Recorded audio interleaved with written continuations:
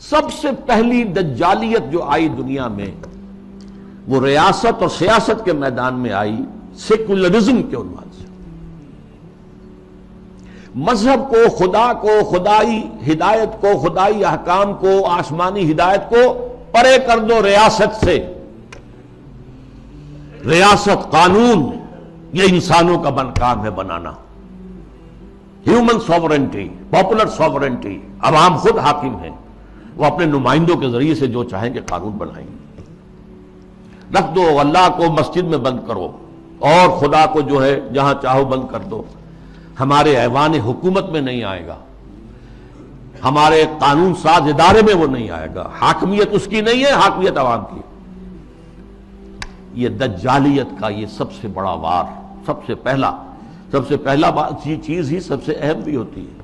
اور یہ گلوبل ہو چکی ہے پوری دنیا. واقعہ یہ ہے کہ اللہ کے خلاف، خدا کے خلاف اس سے بڑی بغاوت آج تک نہیں. اس سے پہلے کیا ہوتا تھا؟ ایک بڑے خدا کو ماننے کے ساتھ چھوٹے چھوٹے خدا بھی مان لیے، بس شرک ہوتا تھا. لیکن خدا کو اس طرح انسانی معاملات اور خاص طور پر ظاہر بات ہے ریاست اور سیاست اور قانون، یہی تو سب سے بڑی چیزیں ہوتی، ان سے بے دخل کر دینا خدا کا، یہ اس دور میں ہوا. نمبر 2 دور آیا معیشت کا. معیشت کی بنیاد انٹرسٹ بیسڈ کیپٹلزم پر کر کے. آسمانی شریعتوں کے نزدیک سب سے بڑا گناہ جو ہے عمل میں وہ سود ہے. عقائد میں شرک ناقابل معافی، ان اللہ لا یغفر ان یشرک بہ ویغفر ما دون ذلک لمن یشاء. اعمال میں سود، جس پر اللہ اس کے رسول کی طرف سے اعلان جنگ ہے،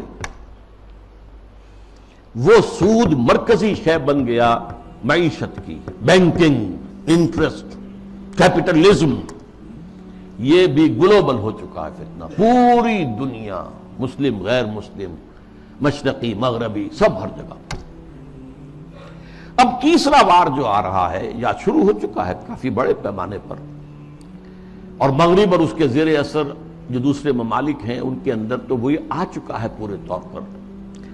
ابھی عالم اسلام میں پورے طور سے نہیں آیا ہے، جس کے لیے بڑی ایک منظم سازش کے ساتھ بڑی جد و جہد ہو رہی ہے. وہ کیا ہے؟ شرم و حیا، عفت و عصمت کے تصورات اور ستر و حجاب کے قوانین اور ضابطوں کے خلاف، اس سے آزاد تہذیب اور معاشرت. جیسا کہ میں نے عرض کیا، یہ شرم و حیا، عصمت و عفت کے تصورات، کہ یہ بھی کوئی بڑی اعلیٰ قدر ہے. ستر و حجاب، یہ بھی کوئی احکام ہے. ان سب کی نفی اسلامی تہذیب کو اس وقت سب سے بڑا چیلنج اس سے، اس لیے کہ یہ اسلامی تہذیب کا بنیادی نقطہ ہے، اہم ترین ہے.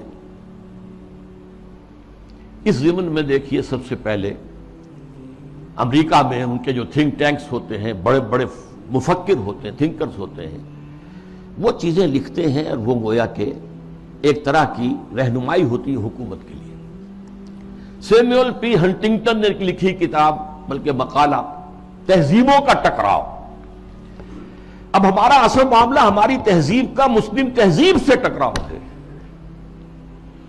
تہذیبوں کا ٹکراؤ، کلیش آف سیویلائزیشنز.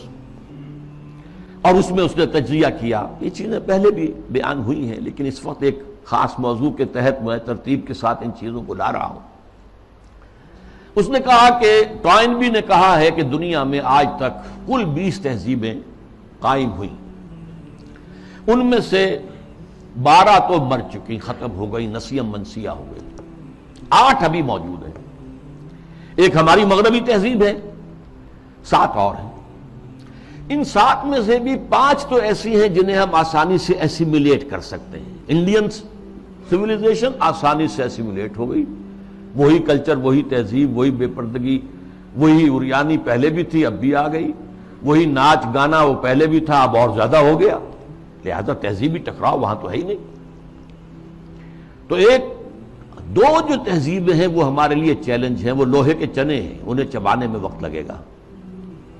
ایک مسلم سویلائزیشن اور ایک کنفیوشین سویلائزیشن.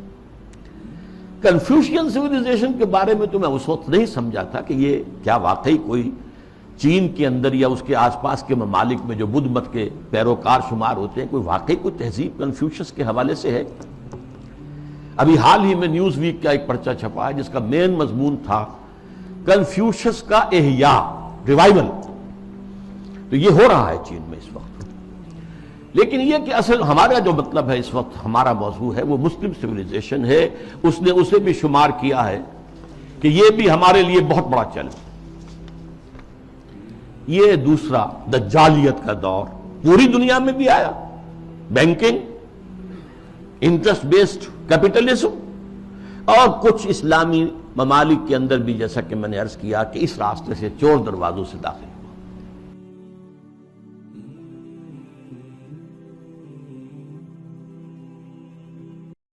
دین کی بات پھیلانا صدقہ جاریہ ہے. ثواب کی نیت سے ویڈیو کو شیئر ضرور کیجیے. جزاک اللہ.